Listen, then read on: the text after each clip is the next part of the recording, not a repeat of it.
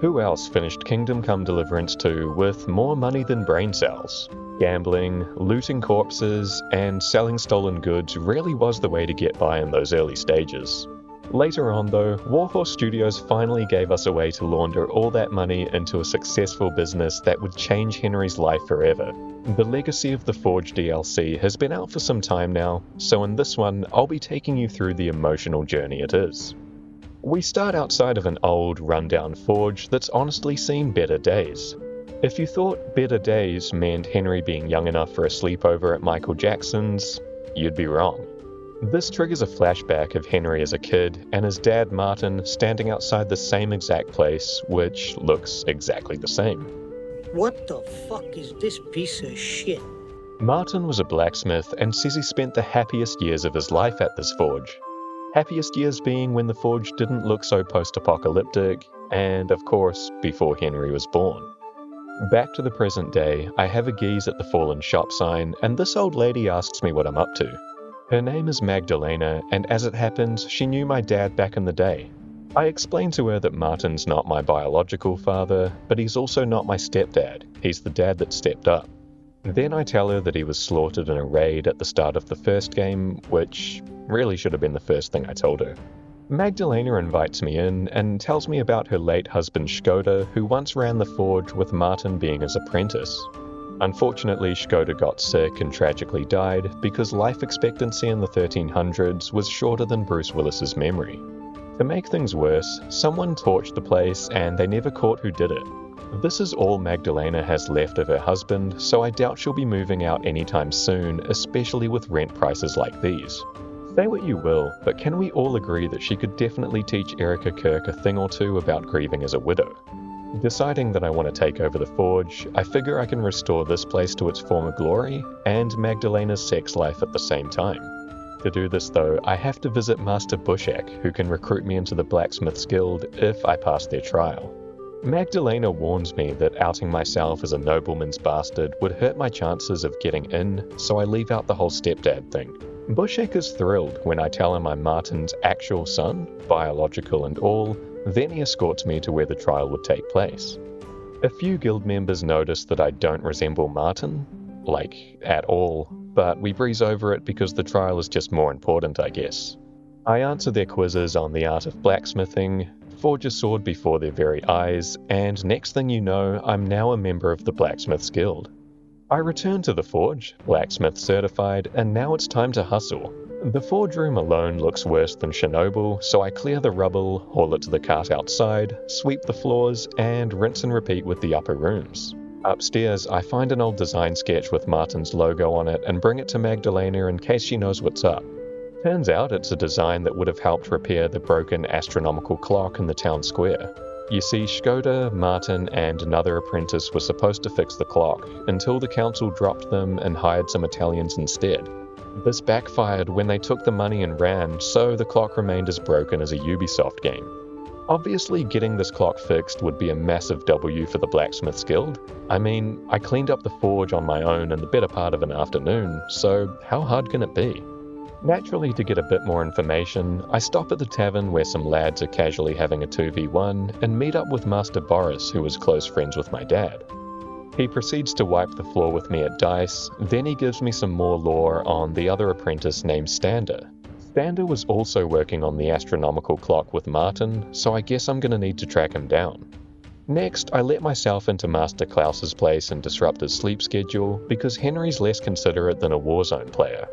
Master Klaus is really chill about it, but he does call me out on not looking anything like Martin, so I have to come clean. He appreciates the honesty and won't rat me out to the guild, so luckily there's no need for me to silence him. Klaus sends me to a bandit camp to retrieve some stolen documents, so I sneak in there and stealth kill one of them in his sleep. He screams in agony like a Taylor Swift fan when the new album released, which obviously wakes everyone up. The rest of them split up and hunt me down, so I quietly pick them off one by one and end up giving their leader a good old sword through the neck.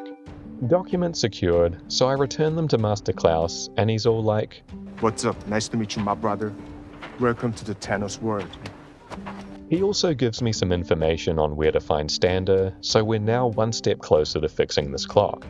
Not 1 second after returning the documents though, Klaus is already dealing with another robbery from another bandit gang. This basically cements him as the go-to person whenever some stolen goods need recovering. I mean, these commissions are always optional, but Klaus couldn't be trusted to handle the Epstein files if his life depended on it. Next, I get to a small mining village to find Stander and introduce myself as Martin's son, but right now he's got slightly bigger problems. He recently borrowed money from a guard who is now threatening to break his arms if he doesn't pay back the interest. I have a little chat with the guard, telling him to chill out and just let this one slide. As you might expect, the guard's like, "Yeah, alright mate, fair enough, Stander's all good to go." Yeah, it really was that easy, and Stander decides he doesn't feel like wasting away in the mines anymore. I bring him back to the forge, reuniting him with Magdalena, and we take him in so he can live here instead. I ask Stander about his involvement with the clock, and turns out he worked tirelessly with Martin and Skoda crafting all the pieces needed for an astrolabe, aka the heart of the clock. Later, they were swindled by a goldsmith apprentice who put together the astrolabe and then sold it off as some ancient relic.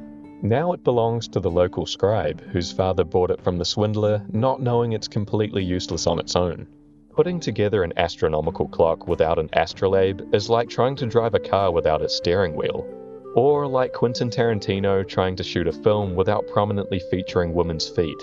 I pay the scribe a visit and get on my moral high horse about why he should do the right thing and give it back. I assure him that he'll be praised across the country for his helping hand once the clock is repaired. This goes well, and even though his generous return is never actually mentioned again, we can finally start on repairs. Or, at least I thought so, but when I consult the town bailiff, he basically tells me I don't have enough street cred. You see, the purpose of doing daily commissions is to level up in prestige, which is the game's way of getting you to rank up your skills and reputation as a blacksmith. Of course, I take on many commissions, crafting swords, axes, horseshoes, the whole lot.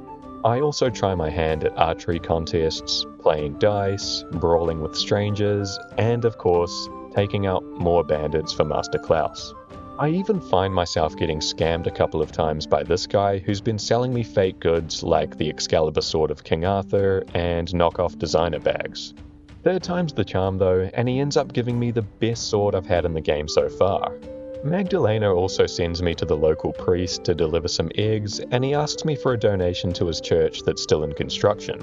Father has the cheek to expect 1,000 groschen, but unfortunately my contribution is lower than your girlfriend's standards. I always found it suspicious that you can't enter churches in this game, but you can in the first one. No one gets in, no one gets out, and you never see any kids running around these streets. Something's going down in those confession booths, and I just can't prove it yet. Finally, the bailiff trusts me and tells me what I already knew about the Italian workers that took a pay in advance and who dennied their way out of the country. He also tells me about Master Fabrizio, one of the Italians who actually didn't skip town. Naturally, everyone blamed the foreigner because medieval Europe was nothing if not consistent. Since he's one of the last people to try repairing the clock, I pay him a visit and try bringing him on board. Truly enough, he really thought he was there to repair the clock and ended up getting betrayed by his team. He agrees to help design the remaining parts for the clock, but I'll need a skilled locksmith to do the hands-on work of putting everything together. Turns out that would be the same guy who once took the heart of the clock and sold it to the scribe's father. It's like planning a robbery, recruiting a skilled getaway driver, but somehow your best option is Caitlyn Jenner. His name is Wolf, and according to a local innkeeper, nowadays he's just a beggar and a town drunk. Once I track him down, he's as pissed as you'd expect, so I sober him up and we discuss business. By discussing business, I mean guilt-tripping him about selling the astrolabe and bringing him up to speed on fixing the clock. First, I take him to the baths, which he tries to run away from, the dirty bastard, so I have to chase after him. Unfortunately, I lost about 30 minutes of footage here, so I'll try to skim through it real quick. Wolf gets a much-needed bath and a new fit, then we have dinner with Master Fabrizio to discuss the repairs. This could have gone better because Wolf got roaring drunk and hurled racist remarks at Fabrizio like he's that uncle at the family barbecue. They don't see eye to eye on much and would take a while to come to an agreement, so I kinda just leave them to it. I take this time to do some more work on the forge, and the place is really starting to look like a home now. A few days later, Wolf and Fabrizio show up and we get all the pieces needed for the repair ready to go. I give the bailiff the good news, but because it's getting late, he just tells me to come back the next day. To pass the time, I sneak into his place at night and kill several guards in their sleep. How could I be so heartless and cruel, you may ask? Well, when the people of Kuttenberg find out there's a psycho out there, where will they go to arm themselves? Of course, the Blacksmith's Guild, making the city safer at night and turning profit margins higher than Lil Tay's OnlyFans in its first hour. When I return home, Fabrizio and Wolf are still just casually waiting outside the forge. We've got a big job tomorrow, boys, and sleep deprivation is no joke. The next morning, we get to work on fixing that clock, and that lack of a good night's sleep is really hitting hard for Wolf.